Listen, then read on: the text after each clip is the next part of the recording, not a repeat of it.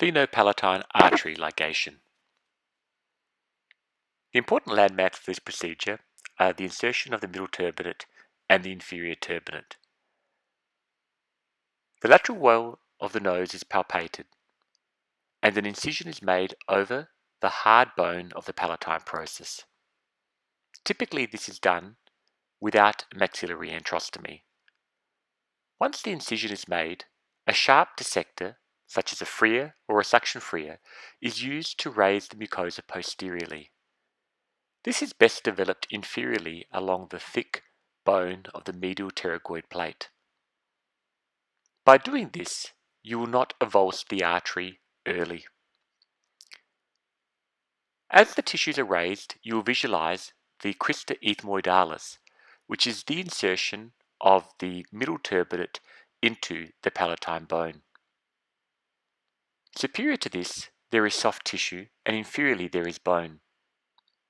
Here we can see the consistent relationship of the sphenopalatine artery behind the crista ethmoidalis.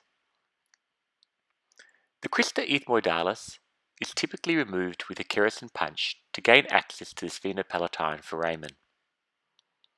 By retracting the tissues medially, we can see the tension is put on the sphenopalatine artery.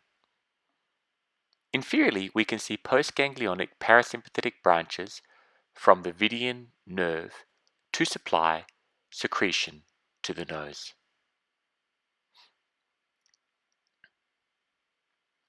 A plane above and below the artery can be developed either with a freer or with a sickle knife. This will allow complete circumferential isolation of the artery and allow it to be ligated or cauterized and cut.